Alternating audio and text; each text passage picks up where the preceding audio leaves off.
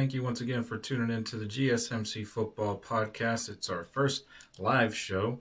This is going to be brought to you, as always, by GSMC Sports Network. And once again, I am your host, Matthew Quinn. We have a great show for you today. We'll be covering the ongoing situation, ongoing news in free agency over the past day or so. Hasn't been as busy as it's been, over the past couple of days. Today was kind of a slow day, but there were still some moves to talk about, so we're going to get into that. Also, we're going to do a little bit of a player comparison between two of the most polarizing free agents that are still out there in Aaron Rodgers and Russell Wilson. And also we'll be getting into some season outlooks as well. So make sure you stick around for later in the show. I'm going to be giving you my list of a handful of teams that I came up with that I believe are currently losing in free agency right now. So before I start, I just want to ask you guys that you like and follow the show as always. Any sort of information or comments, questions, anything like that is all greatly appreciated. We do appreciate everything that you guys say. So if you've got a question during the show, we do want to hear it.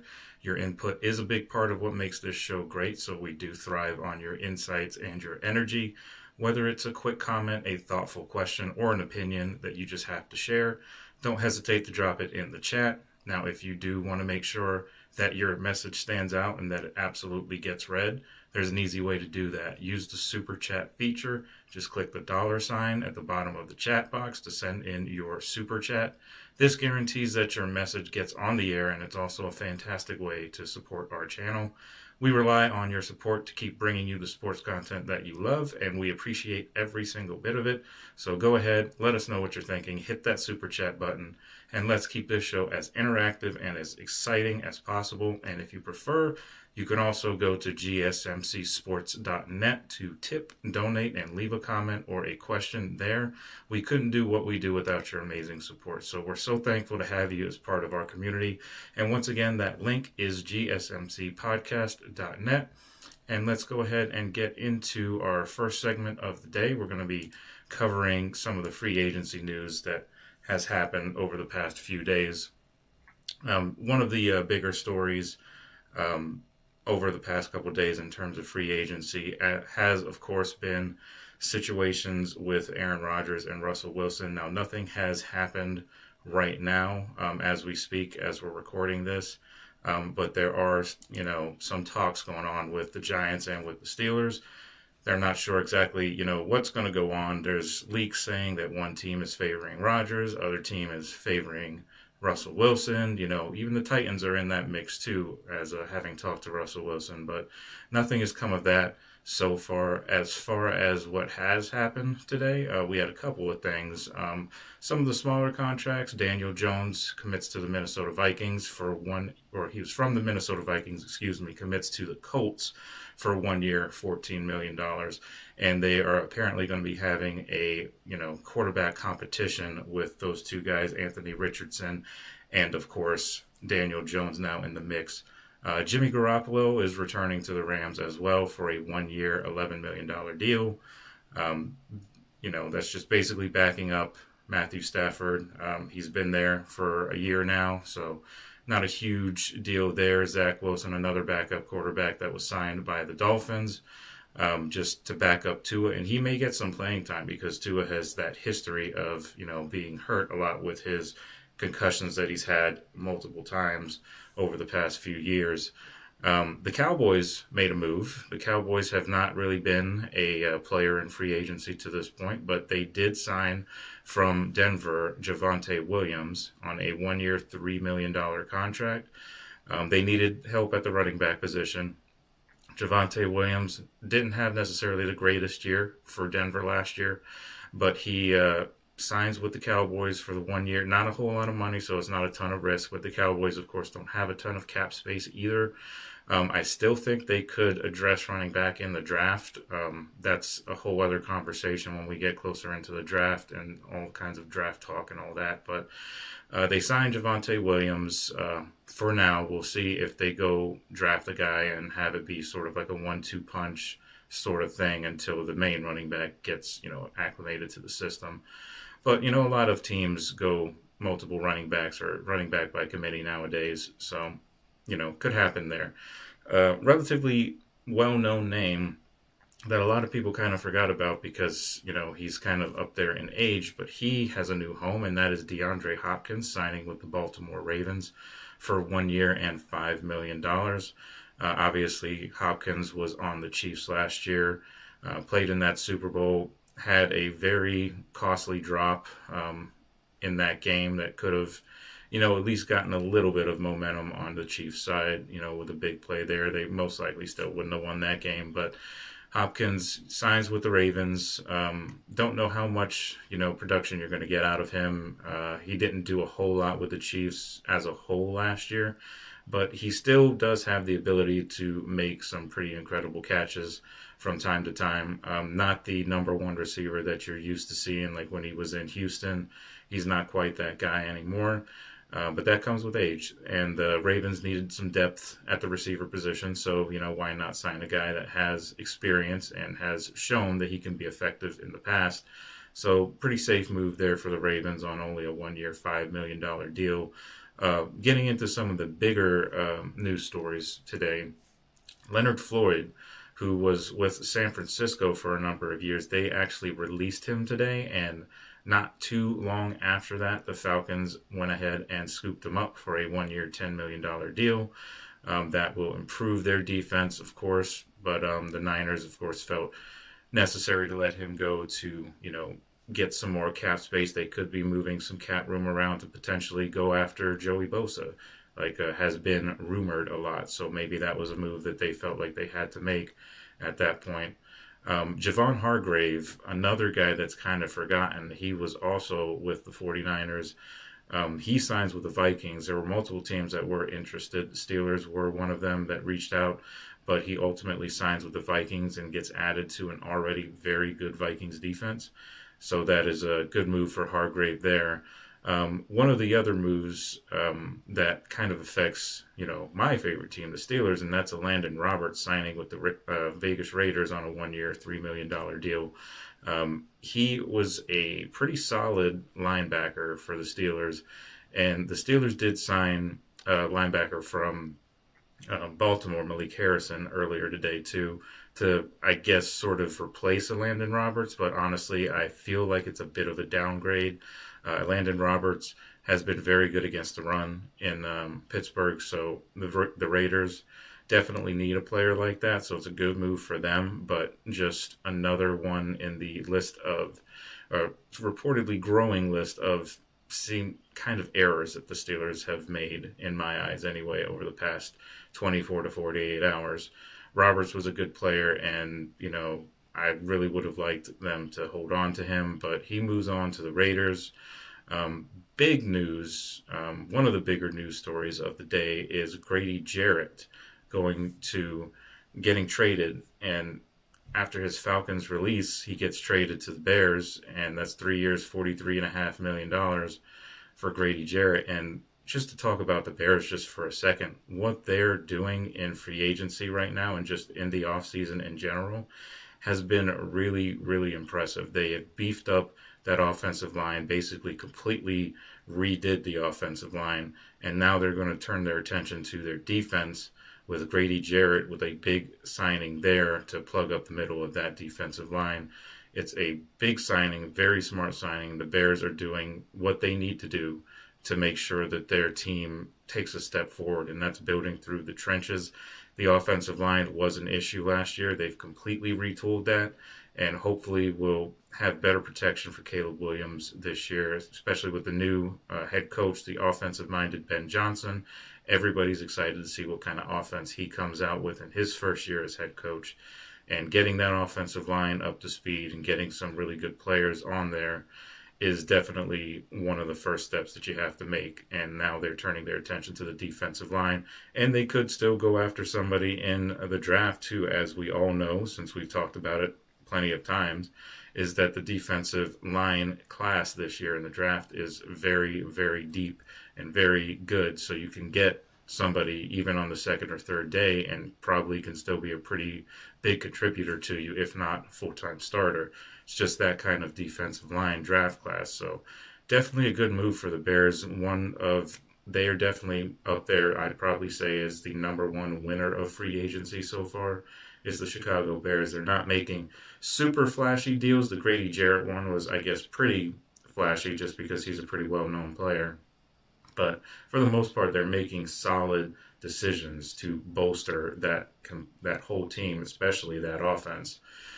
So it's going to be a really exciting year if you're a Bears fan, I believe. Another one that kind of surprised me that I heard was C.J. Gardner-Johnson being traded to the Texans. The Eagles, we're going to talk about the Eagles in our final segment, but the Eagles have lost a lot of players on defense already in the early going of free agency. Free agency, of course, doesn't officially start until tomorrow at 4 p.m. when the new league year starts. So, there's a lot of time left, and, the Eagles could, of course, replace these players that they've lost through, more free agency acquisitions or some draft picks. But C.J. Gardner-Johnson, definitely one of the key pieces to that defense last year on that Super Bowl run. And now he is going to be with the Texans. So big upgrade for the Texans, for sure. One of the few good moves the Texans have made to this point. But that's a big loss for the Eagles. No matter how good their team still is, and it still is very, very good. Just because they've lost a couple of these players on defense doesn't mean that they're still not a very good team. They don't have some of the real big playmakers that they had on defense already, and there's still plenty of time for them to, replace those guys as best they can. But C.J. Gardner-Johnson, definitely a big loss for the Eagles there. Byron Murphy, who was one of the top free agent corners, he ends up re-signing with the Vikings on a 3-year, $66 million deal. So there was talk that he could potentially be going somewhere else, but the Vikings, as they've been making a lot of moves here over the past few days, they make a very good one in re-signing Byron Murphy and keeping that defense as solid as they have been.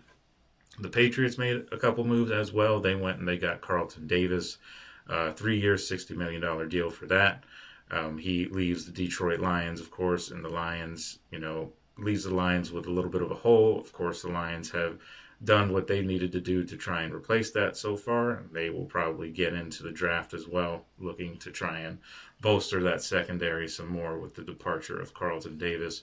Javon Holland was the guy that got everything kick-started for us today. He signs with the New York Giants, another top defensive back, and it's a 3-year, $45 million deal for Javon Holland. He comes over from the Dolphins, and he should fit right into that defense that is, actually not that bad. You take a look at some of the Giants overall, they get a lot of slack because they're not necessarily the greatest in terms of offensively because they don't have, any answers as of yet at the quarterback position, but they've got some good players on defense, so this just adds to it. So that's a good move for the Giants there. 3 years, $45.5 million. That's pretty much what you expect to pay for a guy like that. Cameron Bynum, another guy, he goes to the Colts on a 4-year, $60 million deal. They shore up their secondary as well. Another move that I briefly touched on, and I'm going to touch on a little bit more in our later segment when we talk about the Broncos, but Talanoa Hufanga, the safety from 49ers, he signed a 3-year, $45 million deal to go to the Denver Broncos, and that bolsters that defense that was already pretty strong. So, with Patrick Surtain already there, now you got Hufanga, at very talented safety. He has had a couple of injury issues in the past year or so, but if he's healthy, he's a very good addition to that Broncos secondary. And just to end it all out, Justin Reed from the Chiefs, he decides to sign with the New Orleans Saints. That's a 3-year, $31.5 million deal there. Good job for the Saints. They're bolstering that secondary. They don't have a ton of cap space. They've got kind of a cap nightmare leading into this offseason. There's not a whole lot going on in terms of, hope or positivity with the Saints. They're kind of a mess in their rebuilding phase as they have questions basically all over the place, but they at least sign a veteran safety like Justin Reed, and they get they get a good player out of it. And they also re-signed Tyrann Mathieu today as well, just before we started this stream here. So they are doing their due diligence to try and shore up the defense in terms of some depth on the secondary. Matthew, not quite what he used to be, but still a quality player for them. So so that go ahead and covers it for the free agency portion of our show. Obviously it's gonna be hard not to, talk free agency for most of the show because everything that's been going on lately. So as of right now, that will do it for our first segment, and we will be right back after this, and we are going to get a little bit more into two players, Aaron Rodgers and Russell Wilson, and get into some comparisons between those two guys. All right, so just stick around. We will be right back. I feel like I'm losing my mind. Is everybody in the world blind? Please, Lord, give me a sign, a sign. I feel like I'm losing my mind. Is everybody in the world blind? Please, Lord, give me a sign, a sign. I wanna be the greatest. Everybody on the fake shit. I look around and feel like everybody is the fakest. I make this every day and I'm impatient, hoping one day I blow up from the basement. Statement, the top is so vacant. I don't hear shit that I think is amazing. Waiting for my day when I'm playing sold out shows for 1,000 faces. Hey, give me that crown, get in my way and to be put down. It ain't your place, all this my town. If I want that shit, then I'll get it right now. I'm losing it, the noose it fits. I'm losing shit, a stupid myth. You choose to live or choose to dip. You choose to fight or lose your grip and lose a gift. I feel like I'm losing my mind. Is everybody in the world blind? Please, Lord, give me a sign, a sign. I feel like I'm losing my mind. Is everybody in the world blind? All right, guys, welcome on back to our first live show, the GSMC Football Podcast, brought to you by GSMC Sports Network. Before we get into our second segment of the show, just want to remind you guys that if you have any questions or comments and you'd like to contribute to the show, go ahead and hit the super chat and type in your comment or your question, and we will get to it as soon as I see it. So any sort of tips, donations, any kind of support at all is greatly appreciated. Again, that is gsmcsports.net if you want to type in your super chat, or you can go down in the comments on YouTube and type in a comment there, and I will try to get to it as soon as I see it. So with that, let's go ahead and get into our second segment of the day, and we're going to be talking a little bit about two of the most polarizing quarterbacks that are left in free agency right now.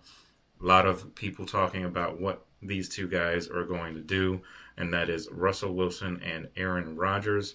Both guys have been linked to two teams mainly, and that is, of course, the Steelers and the New York Giants. I just wanted to kind of get into a little bit of what each player would bring to whatever team that he decides to go to. Obviously, the Steelers know, for the most part, what they're getting with Russell Wilson. And Aaron Rodgers, there's question marks around him, with the Achilles injury that he suffered a couple years ago. Bounced back this past year, had decent numbers, but they may be a little bit inflated just due to the fact that the Jets were playing behind in a lot of games last year. So running the ball wasn't necessarily an option at a lot of points of the game that they were in. So I just wanted to go through a couple of things here. The last 3 seasons, I did some research here. The last 3 seasons of each team, and keep in mind, I am not adding the year in which Rodgers was out after the first 4 plays of the season, because obviously he basically didn't play in that game. He, I think, threw 1 pass and it was incomplete or something like that. So not going to include that in the stats. These are just over the last 3 seasons that each of these guys have actually played in. And, of course, this goes back with Aaron Rodgers last year, his first full season with the Jets, and then the previous 2 years in 2022 and then in 2021 when he was in his last couple years with the Green Bay Packers. Russell Wilson, first year with the Steelers last year. He, of course, before that was in Denver for 2 years. He did improve in that final year in Denver from the first year he was there, which was basically a nightmare.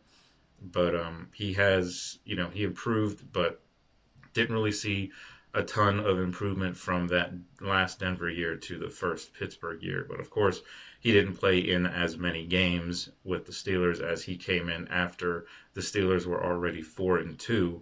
So he missed 6 games due to that calf injury. But he still played most of the year. So just taking a look at the comparison, 2024 is not necessarily a fair comparison, like I said, because Aaron Rodgers played in 6 more games than Russell Wilson did. But overall, Aaron Rodgers had a 63% completion percentage, had just under 4,000 yards passing, 28 touchdowns, 11 interceptions, with a passer rating of 90.5. You compare that to Russell Wilson, just about the same completion percentage, 63.7%. He had about 1,400 less passing yards just due to the fact that he was injured the first 6 weeks. He had 2,482 yards, 16 touchdowns, and only 5 interceptions. He did have a couple fumbles as well, but overall his passer rating was 95.6. So a smaller sample size there. So Russell Wilson's numbers are probably going to look a little bit better if you factor in the 6 games that he missed. If he plays in those games, possibly he has better numbers than Aaron Rodgers, or it's possible that they could have pretty similar numbers, So both of these guys kind of had similar seasons overall. They had some spots where they actually played pretty well, but for the most part, they weren't able to really take the teams that they were quarterbacking to the next level. And there were, of course, a lot of underlying issues with both of these guys. Aaron Rodgers playing on the Jets. A lot of other things come along with playing with the Jets, a lot more spotlight. It's a big market in New York.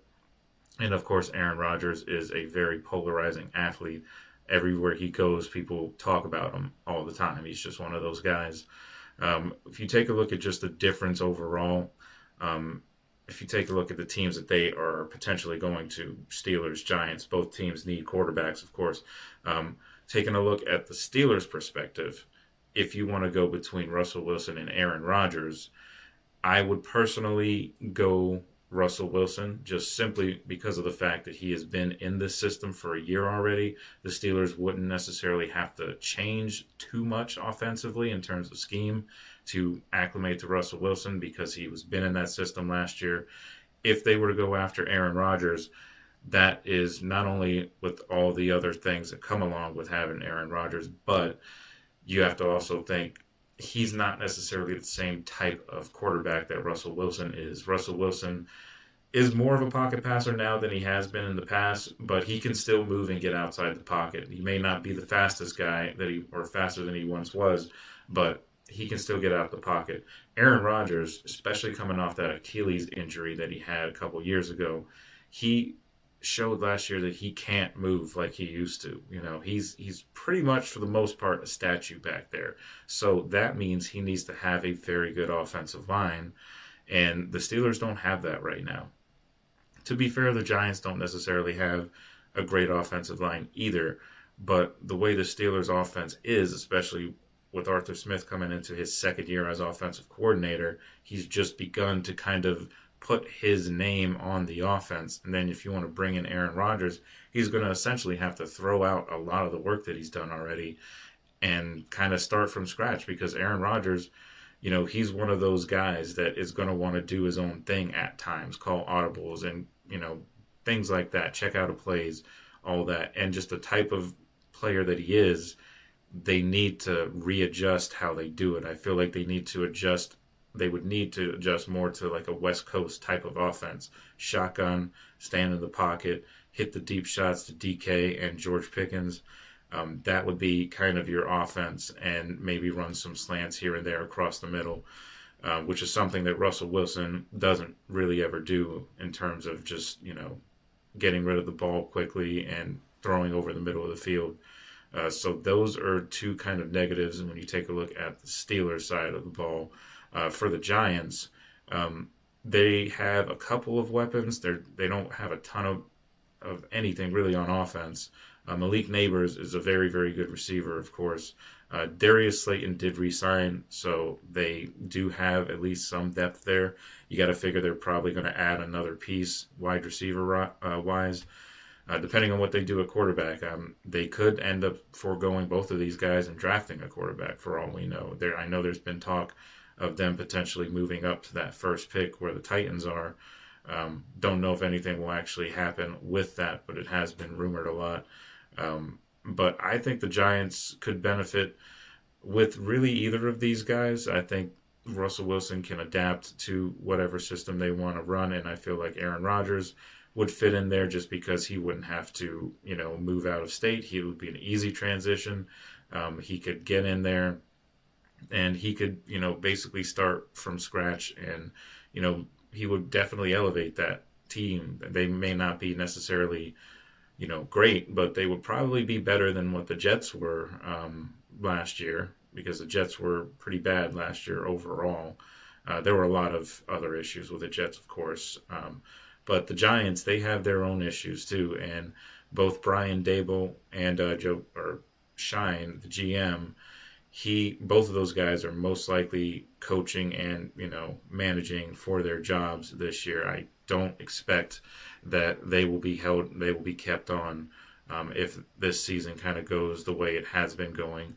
And that could be a reason why they want to go after a guy like Aaron Rodgers, because he is older, of course. And that's the other thing that plays into, the argument between Aaron Rodgers and Russell Wilson is Aaron Rodgers is a good 3-4 years older than Russell Wilson. So if you're signing Aaron Rodgers, that's not a future, and neither is the Russell Wilson signing. Either one of these guys, no matter where they sign, they're not the future at any franchise that they sign to. They're just, they're on the back end of their careers. Aaron Rodgers probably has a better overall arm in terms of being able to, check out of plays, quick throws, things like that, getting guys open. But Russell Wilson has a better deep ball, I believe. And with the Steelers, I feel like that's a better fit, not only because he's been in the system before, but the Steelers just added DK Metcalf, who Russell Wilson is very familiar with when they played together in Seattle. So he's familiar with the kind of player that he is. Russell Wilson is very good at the deep ball, even still. He has a lot of other shortcomings, but as of right now, he's still a pretty good deep ball thrower. So I think Russell Wilson is a better fit, of course, than Aaron Rodgers, but we'll have to see what happens. It seems like it's leaning heavier into Aaron Rodgers as far as the Steelers are concerned, but we'll have to see. I would imagine that probably we'll get some news about that tomorrow when the new league year starts. I feel like that is going to be a pretty busy day tomorrow with teams trying to finalize their signings and, of course, announcing signings that maybe they haven't announced yet because they're waiting on the new league year to start. So a lot of things can happen between these two guys. They have a lot of similar traits, similar things about them. Both of them are aging quarterbacks who have Super Bowl experience and are looking for new teams and have shown that they have at least a little bit left in the tank. With Russell Wilson, he had some moments where he played pretty well for the Steelers before it, eventually kind of fell apart there at the end. Aaron Rodgers was pretty consistent as far as stats are concerned. He had a better stat output than Russell Wilson did. So he still has that ability, still got the arm strength and the arm talent. That's still there. It's just everything else that comes with Aaron Rodgers, the drama and all of, the baggage that comes with having Aaron Rodgers that could kind of turn some teams off of him. So we'll see what happens between those guys. I'm sure we'll get some news tomorrow. That's what I'm expecting anyway. So that's it for the comparison between those two guys. When we come back, we're going to talk a little bit more about our ongoing season outlook series. We're going to be finishing off the AFC in general. We're going to be talking about the Las Vegas Raiders in the next segment. And then following that, we'll be talking about the Broncos and what they need to do and what they did last year, of course. So just stick with us. We will be right back right after this break. Looking for your daily fix of sports talk without having to pay for it? GSMC Sports Network is available on YouTube. Just search GSMC Sports Network. Get your fix of daily sports talk shows on YouTube, absolutely free. NFL, college football, NBA, MLB, MMA, UFC, fantasy football, and so much more. GSMC Sports Network has shows running all day long, with new sports shows starting every 2 hours. Just like on your favorite cable sports channel, except GSMC Sports Network is absolutely free. Just search GSMC Sports Network on YouTube to catch one of your new favorite shows, like the GSMC College Football Podcast, Chip Shot Football Podcast, Hoops and Heels Women's Sports Podcast, GSMC Basketball Podcast, and so many more.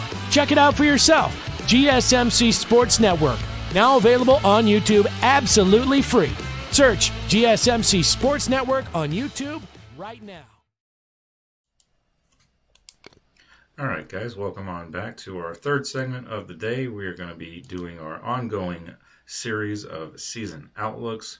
We are finishing off the AFC as a whole today. We're going to be finishing off the last two teams of the AFC West, starting, of course, with the Las Vegas Raiders. Take a look at what they did last year. They went 4-13, finished fourth in the AFC West. Not where they wanted to be, of course, but they had a lot of issues, and they weren't necessarily a super strong team last year anyway. Having Antonio Pierce as their head coach last year, he is gone. So they have a new regime now. And take a look at what they did last year. 13th in passing yards, so they weren't terrible there. They were pretty much middle of the pack when they had two different quarterbacks basically that they were cycling through, and that was Gardner Minshew and Aiden O'Connell. They did have Desmond Ridder come in and play a couple of series, made a couple of plays here and there, but he obviously is not, the guy that you want starting as your starting quarterback. But yeah, so the Raiders, they have a lot of moves that they need to make. Of course, they did lose Nate Hobbs, one of their best defensive players. They lost him to the Packers. He signed as a free agent there. I know we talked about that a little bit, but that's a big loss for the Raiders. They did strengthen their defensive depth in the linebacker position. Inside linebacker in Landon Roberts signed from Pittsburgh. They signed him to a 3-year deal. So a good move for the Raiders there, as Roberts is a good run stuffer. So they definitely need some more help as well, though, because their best receiver on offense last year was a tight end, and that was Brock Bowers. Rookie Brock Bowers had an incredible year, and there was even talk that he could have ended up being Offensive Player of the Year or Offensive Rookie of the Year at least. But that obviously didn't end up going to him. So, Bo Nix was definitely really, really good in that same division too. He was another rookie.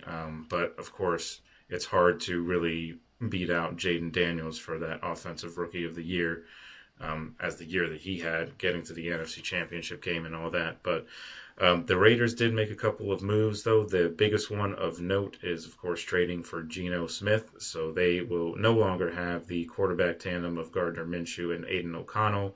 They actually have a quarterback that has shown that he has had some pretty decent success in Seattle, went to the playoffs a couple times. His career kind of started out on the negative side, drafted by the Jets, and nothing really went well when he was there. He got into a little bit of a fight in the locker room as well, ended up breaking his jaw. You remember all that nonsense that happened. So it was a tough start to his career, and then he gets a second chance when he goes and has Pete Carroll as his head coach, which, funny enough, is who he has as his head coach again now, as Pete Carroll signed in the offseason to coach the Raiders. But having Geno Smith back there, especially with Pete Carroll there, a guy that is familiar with him and knows how to use him and knows how to get the best out of him. So the Raiders will be better at the quarterback position at the very least. The talk was earlier in the offseason that they might have drafted Shedeur Sanders out of Colorado. Doesn't look like that's going to be the case anymore. I think that maybe they go running back as they need running back desperately, because their leading rusher last year was Alexander Madison, and he only had about 420 yards. And if that's your leading rusher, you definitely need some help in the offseason shoring up that position. And what a draft to do it. Plenty of guys out there that they can go get. And picking high in the draft like they are, there's been talk that maybe they go after Ashton Genty, the best running back that's available in the draft. Whether or not he's still there, we don't know what's going to happen on draft night. Could be trades that teams want to move up. Anything can happen. But if Ashton Genty is there, would not surprise me if the Raiders go after him because they desperately need some running back help. I actually thought that they might land Najee Harris, but he ends up going to the Chargers just because Najee Harris is from, that area. But so he has ties, to the Raiders as a fan growing up. So maybe he could have went there, but he ends up going to the Chargers. So the Raiders miss out on that. So their best bet in terms of finding a running back is the draft because there's not really anybody free agency wise that's really out there that can be, your starter going forward. Best bet is just to go into the draft and draft a guy like Ashton Genty or maybe Amarian Hampton if they can't get Genty with that first pick. A lot of other issues that they have that they need to fill, though, with wide receiver, big time need there. There's a couple guys that could go there. Cooper Kupp has been talked about a lot. The Rams looking like they're probably going to release Kupp since they haven't been able to get a trade partner with him. So with him being a free agent, maybe the Raiders go after him and maybe get him on the cheap. Stephon Diggs is also still out there. Don't rule out an Amari Cooper reunion with the Raiders too. Of course, Amari Cooper started his career with the Oakland Raiders, and a lot of change has happened with the Raiders since Cooper left. He ended up going to Dallas, then he went to Cleveland, and then ultimately ended up with the Bills last year for a few games. He's a free agent. That could be a potential fit there, especially with an experienced head coach like Pete Carroll. He can probably get the most out of a player like that, even though he's still kind of up there in age, as he's closing in on the end of his career. Still could be effective if they go ahead and sign him. Either of those guys would be, ideal. There are a couple of receivers that maybe they could consider drafting, but there's a lot of other needs on this team. I don't expect them to go wide receiver with that first pick that they have. So maybe they go free agency. And that is a kind of a well that's sort of drying up at this point. So if they're going to sign a receiver in free agency, I would expect them to do it pretty soon, maybe even tomorrow when the new league year starts. When everybody can actually officially be released from the teams that are planning to release some of these players. So Raiders could go after some receivers, there. They could, go ahead and get some defensive help too, maybe some offensive line help as well. Not a whole lot really out there free agency-wise. They can go after somebody in the draft, I would imagine, or, maybe come up with a trade. Those are always a possibility. You never really know what can happen in the off-season. Anything can really happen. Not a lot of people were expecting that Saquon Barkley would sign that deal with the Eagles, and actually today is the one-year anniversary of that. Nobody thought that the Giants were going to allow one of their best or the best player on their team, franchise player, go to a division rival, but lo and behold, that's exactly what happened. And then, of course, we all know what happened after that.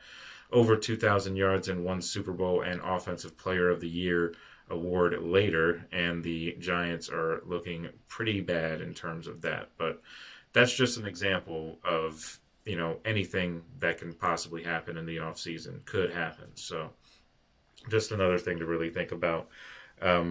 I don't think, like I said, I don't think they go after Shedeur Sanders anymore. Maybe they sign a guy, or maybe they go after somebody in the draft in day 3. There's a couple guys there. Tyler Shock is kind of an older rookie quarterback coming out. He could be somebody that they could add in behind Geno Smith and maybe learn a little bit. If they want to go a little bit on the younger side, they can go Jackson Dart from Ole Miss. He's probably going to be available on day 2 or day 3. I could see them going somewhere like that. And just in case the Geno Smith situation does not work out, and you don't know how long Geno Smith is going to be a successful quarterback. He is a veteran. He's not super on the old side, but he's definitely getting up there, and he hasn't necessarily wowed you in terms of his ability. You can't really look at Geno Smith and be like, okay, that guy can lead me to a Super Bowl. I just don't believe that. So maybe they go after a guy and maybe hope that he can be groomed into the next franchise quarterback sitting behind Geno Smith.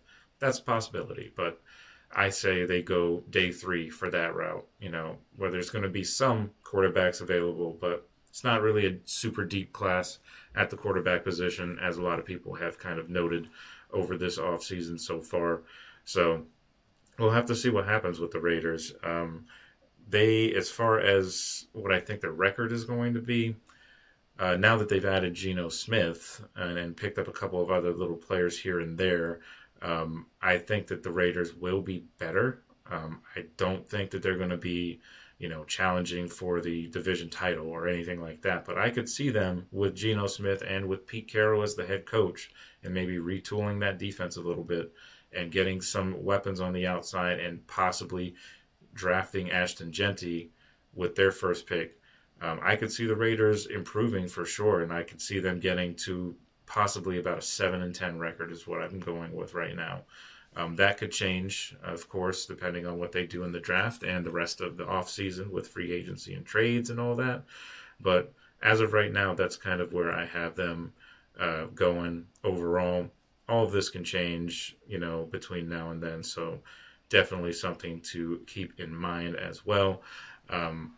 So that just about covers it for the season outlook for the Raiders. And when we do come back, I'm going to talk a little bit about the Denver Broncos. We're going to do the season outlook for them. And there was a lot of moves that they have made over the past few days, and we'll get into that. They're definitely trying to improve that team and build around Bo Nix. So it'll be exciting to see what Bo Nix does in his second year as well. So once we take this quick break, we'll be right back and we will talk more about the Denver Broncos. So just stick with us. We'll be right back.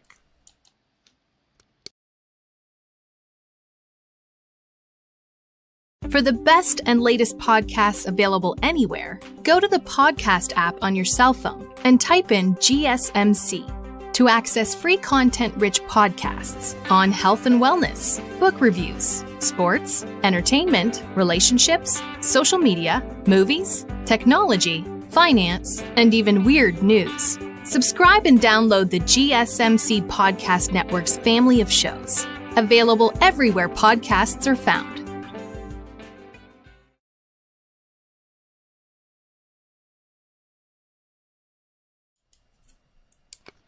All right, guys, welcome on back, and we're going to get into our fourth segment of the day, our ongoing season outlook series. This time we're going to be touching on the Denver Broncos. They, of course, made a few moves over the past few days, but before we get into the stuff that they have done so far in free agency, let's just give a quick little review on what happened last year.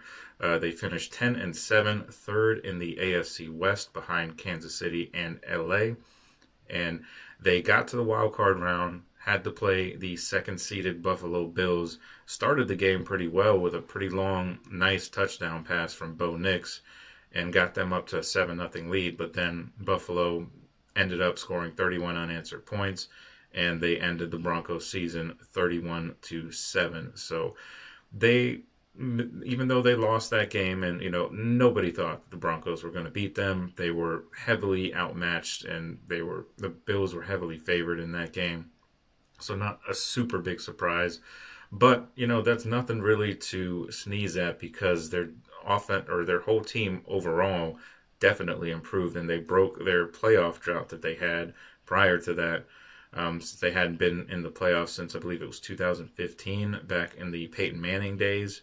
That was the last time they tasted the playoffs, but they got there last year with their rookie quarterback, despite the fact that they were still paying Russell Wilson money off of that contract that they signed with Russell Wilson a few years ago. So the Broncos were kind of in a really bad position leading into last year. And funny enough is they actually were rated, I believe it was Pro Football Focus. It was one of those websites. They actually rated the Broncos as the worst roster in all of football last year. And then they end up going 10-7 and making the playoffs. And they had a very good defense too. Defensive Player of the Year, Patrick Surtain on that defense. Nick Bonito was another guy that was considered a candidate for Defensive Player of the Year for a little bit there too. They added a couple of guys too over the past couple of days. Talanoa Hufanga from San Francisco, the safety, so that shores up their safety spot. Dre Greenlaw, also from San Francisco, that helps with their linebacker core. So they've made a lot of moves to shore up an already very good defense, and now they just really need some wide receiver help to go along with Cortland Sutton And with the departure of Javonte Williams, their starting running back from last year, they could look into the draft for a running back. The draft is a good spot for any team that's looking for a running back because it's a very deep class, as we have said many, many times on this show already. So any team that's really looking for, a running back, it's not necessarily the greatest year to be a free agent running back because there's so many options in the draft, and it's going to be a lot cheaper to go get a guy in the draft than it is to sign a guy in free agency. Most likely, a free agent that is worth anything anyway is going to be pretty expensive, and it'll be a lot cheaper, more cost effective to go draft with running back. A lot of guys that the Broncos could go after. Don't believe that Ashton Genty is going to be there when the Broncos select at number 20. I believe he goes a lot earlier than that. There are a couple of other guys out there, though. Of course, Travion Henderson from Ohio State. He could be an option there. Cam Scatabo, another one, could be an option there. Trevor Etienne from Georgia. Not really talked about him a whole lot, but he is an effective running back. He could be there. I wouldn't draft him with the 20th overall pick, but he could be there on day 2 or 3, and you could get him for pretty good value in the 3rd or 4th rounds.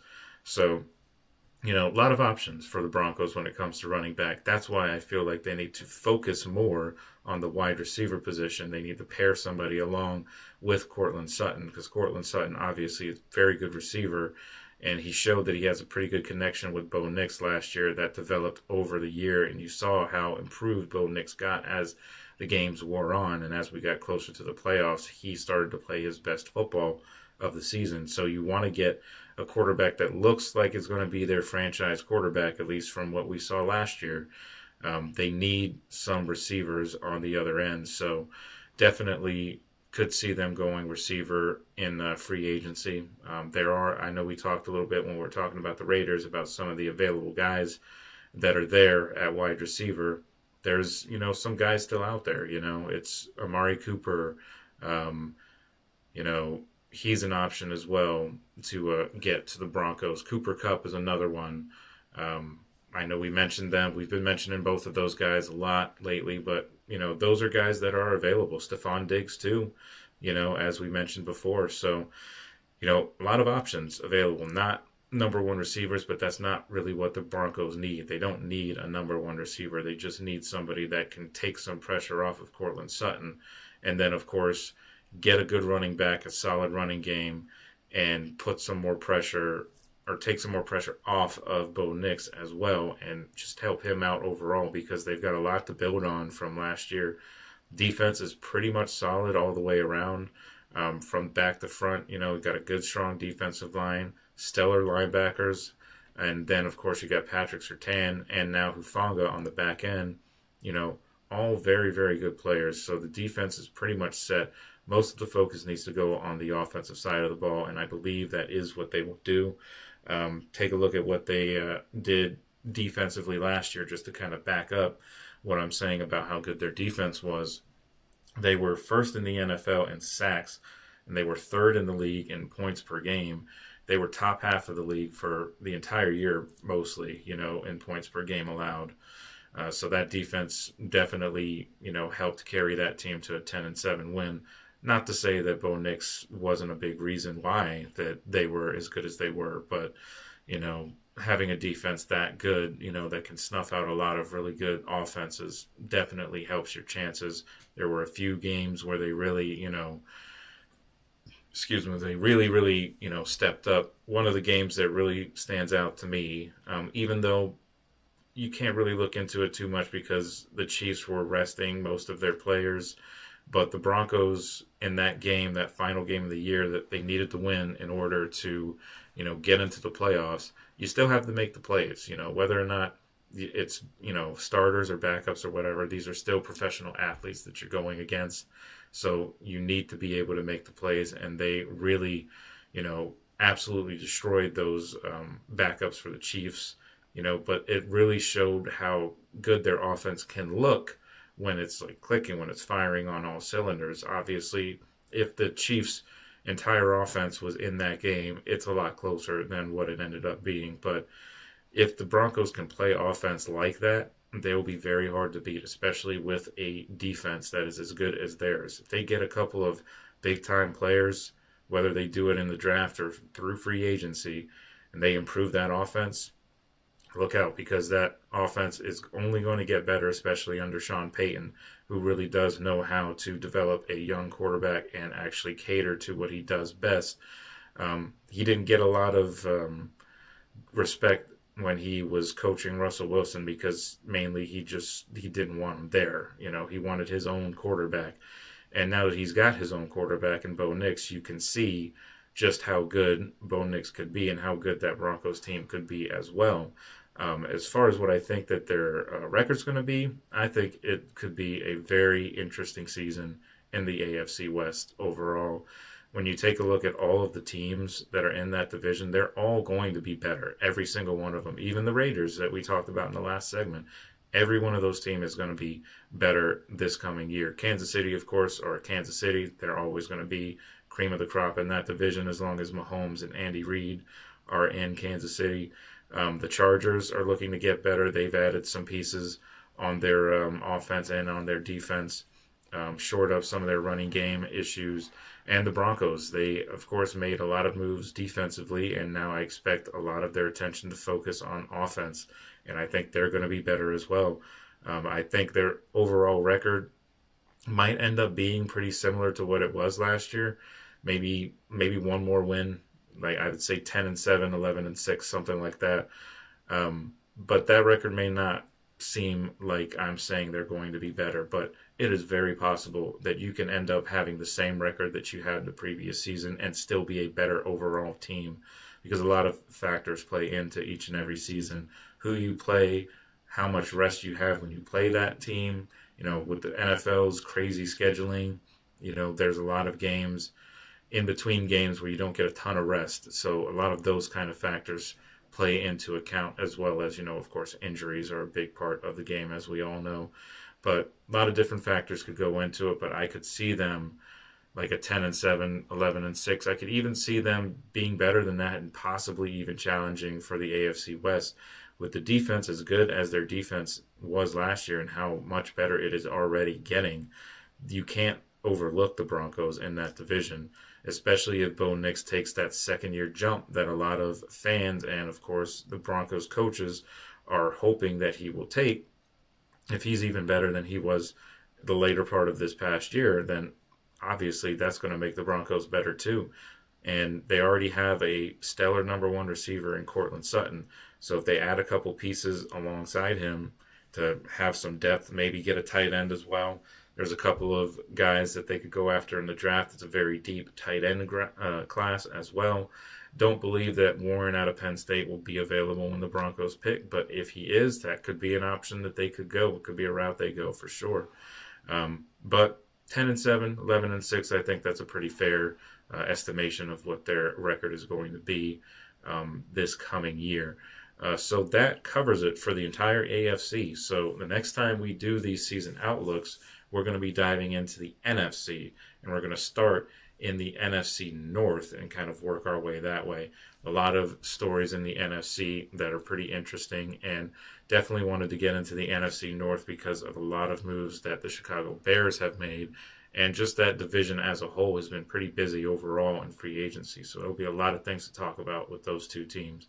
But either way, when we come back, we're going to take one final break. So when we come back, we're going to talk about what I believe the handful of teams that I've looked at and I could kind of see that they may be losing in free agency a little bit. Doesn't necessarily mean that they're going to be bad teams next year or anything, but just some of the decisions or non-decisions that have happened are a little bit questionable. So we're going to get into some of those teams and all of that when we come right back. So just stick with me, and we'll be right back right after this.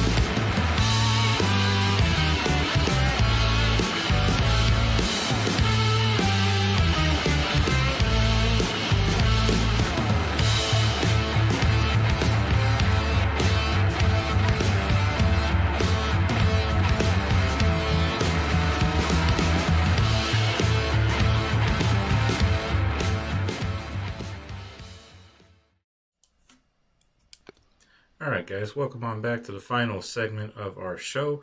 We're going to be talking about the top teams, just a handful of teams that I came up with that I believe are losing in free agency currently. And now keep in mind, this could change. It's still very early. We're only 2 days in with the tampering period and everything. Free agency officially starts tomorrow at 4 o'clock when the league year starts. So a lot of things can change between now and then. So these teams may be on my list right now, but they may end up bouncing back as we go through this offseason. So just keep that in mind. But teams that I think that are losing in free agency, the first team that I wanted to mention was the Tennessee Titans. Now, they, of course, have the number 1 overall pick. So their fortunes could change come draft time. But as it stands right now, I had them as one of the losers of free agency so far, mainly because of the contract that they gave to left tackle Dan Moore, free agent left tackle from Pittsburgh, coming over and signing a 4-year, $82 million deal. And I don't like that deal just simply because, I'm, of course, as everybody knows at this point, I'm a Steelers fan. And I remember the issues the Steelers had on offense, along that offensive line over the past few years, basically the entire time that Dan Moore was there. He had a couple of solid performances, so he definitely has that in him for sure. But he's not a swing tackle. He's not a guy that can play either side. He can only play left tackle. So if there's any injuries and maybe the Titans would have to shift around their offensive line, they're not going to be able to do that because he simply cannot play multiple, tackle positions on that offensive line. But that's not a super, super big thing. That just comes into play whenever, you have injuries and you're kind of desperate. But he was never able to move to the other side of the line. And he got beat a lot. He was not great in pass protection. He had a few, games where he played pretty well. He actually had a pretty decent record against Myles Garrett whenever they played. But towards the latter end of his career in Pittsburgh, he was getting eaten up by Myles Garrett whenever they would play against each other. And he was just a liability on that offensive line, one of the liabilities on that offensive line. And I don't think he had a particularly good year last year. And that's part of the reason why the Steelers have been looking at tackles in the draft over the past couple years. They drafted Broderick Jones a couple years ago with their first overall pick with the intent that he was going to take over that position. Didn't work out, and Broderick ended up playing on the right side where he is not comfortable, which is a whole other story. But then it was Dan Moore and Broderick Jones, and that was not a good offensive line, not to protect the blind side or anything like that. And then they draft last year with their first overall pick. They draft, offensive tackle as well, Troy Fautano from Washington. And he ends up getting hurt in one of the first games that he plays in last year. So they have to throw Dan Moore back out there along with Broderick Jones in that same, rotation. And it just didn't ever really work out. So the Titans signing him to a massive, massive deal like that is just head scratching to me. Like, they could have went out and they could have gotten Ronnie Stanley. He was still a free agent at the time of that signing, and he ended up re-signing with the Ravens, and for a much cheaper deal. You could have got a better offensive lineman who has more experience, has experience playing better for longer than Dan Moore, and you could have gotten him a lot cheaper than what you got Dan Moore. It was a horrible overpayment, I think, for the Titans, and that is why they're one of the teams that are on my list as one of the teams that are losing in free agency so far. Another team is the Texans, and this is mainly they've made a couple moves that are pretty good moves, but this is mainly because of another offensive line decision, this case in which the Texans made, and that was to trade their best offensive lineman and left tackle, Laramie Tunsil. He goes over to Washington in the trade, and it's just head-scratching just because last year they had so many issues trying to, protect C.J. Stroud, and they weren't really able to do a good job of that. But Laramie Tunsil was their best player on offense, on the offensive line anyway, and to just get rid of him, in a class that's not necessarily a super great offensive line class, not like it has been in the past years. It just doesn't really make a ton of sense to me. I mean, they, of course, made the big move getting C.J. Gardner-Johnson, for their secondary, but their defense was already pretty decent overall. They, of course, getting C.J. Gardner-Johnson makes them better, and it's a good move overall, on face value. But they could have used that money differently, in a different way to where they could try and actually focus on building that offensive line so you can get C.J. Stroud back to where he was when he was a rookie, when he was putting up pretty big numbers and, was the talk of the NFL for most of the season in his rookie year. So they could have went back that route, but they didn't do that. They decided to get Laramie Tunsil out of there, and now I'm not sure what they're going to do on offense or on the offensive line. We'll just have to see, maybe, because there's not really anybody out there that I think is better than Laramie Tunsil at that position. So, not really sure what they were really doing there. That was kind of head scratching to me. I just don't get it, but they did it. So that's another hole that they need to fill in this offseason. Another team might surprise some people that I put them on here, but that is the Philadelphia Eagles. I think so far they have not really been active in free agency. That's why they're on here as a loser in free agency. Hard to release. I'm not saying, like I said before, I'm not saying that either of these teams that I've mentioned here on this list, I'm not saying that any of these teams are going to be bad this year. Obviously, the Eagles are one of the best teams in the league. They certainly were the best team in the league last year. But at the same time, what can also still be true is they have lost a lot of guys on defense, a lot of key players on defense. Take a look at Josh Sweat, Milton Williams, two big guys on the defensive line that really created how big and tough their defensive line in the trenches just overall is for the Philadelphia Eagles. They lost two, big name guys there. So those are definitely going to be holes that they need to fix. But it's definitely helpful that we're in a draft class that has so many defensive line players available. So they could shore up that defensive line. I know they have an affinity for Georgia players on that defense, so maybe they dip into that pool, or maybe they go a couple of other different guys. They could make some trade up to try and get a couple of guys. There's a lot of guys available on the defensive line, so they could, retool that, and they could end up being, just as good, if not better, for it. Only time will tell. But also losing C.J. Gardner-Johnson, that's hurtful to their secondary. They still have their good young corners in Quinyon Mitchell and then, of course, Cooper DeJean. Both guys flashed really big potential in their rookie seasons. So maybe they thought that was enough for them to feel comfortable to make a trade like that. But C.J. Gardner-Johnson is still a very, very good defensive back. So losing him is definitely going to hurt them overall. But that's the Eagles. And the other team that I have, the last team that I have on this list, is the Dallas Cowboys, and that is mainly because of their lack of movement.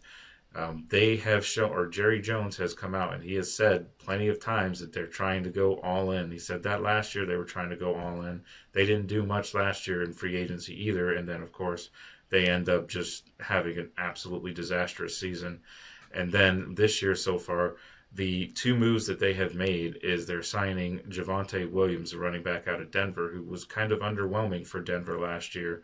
They're signing him to a deal, and they also re-signed Kevondre Turpin, their wide receiver / kick returner. But those are really the only moves that they have made, and I know a lot of Cowboys fans are probably frustrated with the direction or lack thereof of this team right now. This just seems like last year, when you take a look at what they could have done, they could have signed Derrick Henry, decided not to do that, and then Derrick Henry goes to Baltimore, and then Jerry Jones says that they didn't get him because they couldn't afford him, which was just not true. They could have gotten him if they really wanted him, and now when it's such a deep running back draft class, instead of going into the draft and getting a guy like an Ashton Genty or something like that, you go and you sign Javonte Williams.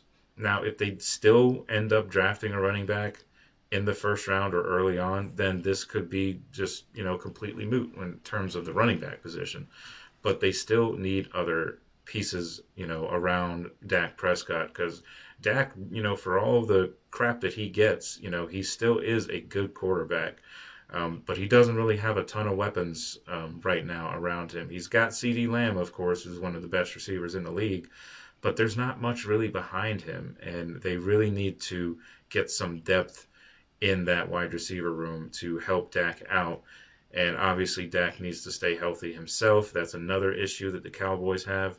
But the Cowboys are just not really doing much, and they really need to start actually making some calls and start making some moves to try and improve this team. Otherwise, it's, there's a fear, I'm sure, in Dallas Cowboys fandom that you could be seeing a pretty similar year that you got last year, maybe a little bit better because of injuries and whatnot. So they could, squeak out to like 10 wins or something like that. I could see that happening. But the other thing that they didn't do, and this isn't necessarily free agency wise, but the Brian Schottenheimer head coach hire, it doesn't move the needle for you, if you're a Cowboys fan. It's just another guy that just seemingly is a yes man for Jerry Jones. I honestly would have just had them keep Mike McCarthy, have him come back. That's what I would have done if you're going to go get a guy like Brian Schottenheimer who, hasn't really been, let's just say he's not on the top of a lot of people's list to be their next head coach. So this is just a move that is just another guy that's not going to fight Jerry. And Jerry Jones is ultimately the head coach of that team. He's in control of everything. He is more public than any other owner in the NFL, talks to the media way more than any other team, So he's essentially the de facto head coach. Anything that goes roster-wise has to go through him. So I have the Cowboys there as, being one of the losers in free agency. Another one I just wanted to quickly just add in there here as we close out the show. Just another team that I was thinking about as an honorable mention for being one of the losing teams. And it might surprise some people, but I say Seattle as well. Getting rid of two of their best weapons in DK Metcalf and Tyler Lockett. And then, of course, getting rid of Geno Smith.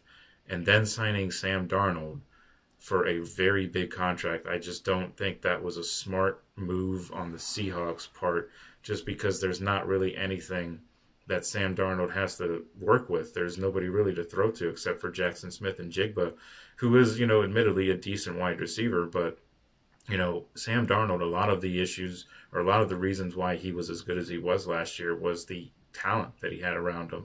Justin Jefferson and Jordan Addison, two very, very good, wide receivers. So, and you saw those last two games, he kind of just fell back into those old Sam Darnold ways, and that's a fear, of course. It's just a 1 year sample size of when he was good, surrounded by really, really good talent, and he doesn't have that in Seattle. So we'll have to see what happens in Seattle, if they add some more pieces and make that situation a little bit better. But as of right now, I have them just as sort of like an honorable mention as one of the losers in free agency. But so that covers it for this show. I hope you guys enjoyed it. This is my first live. I hope everything went pretty smoothly. I hope there was no real issues that maybe stood out to you guys as you were watching. But I do appreciate everybody for tuning in to the GSMC Football Podcast. We are, of course, always presented by the GSMC Sports Network.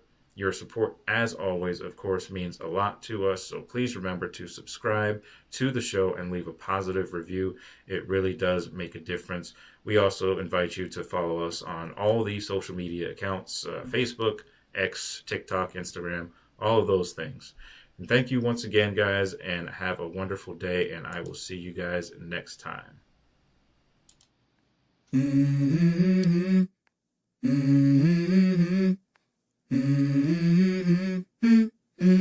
Let's go.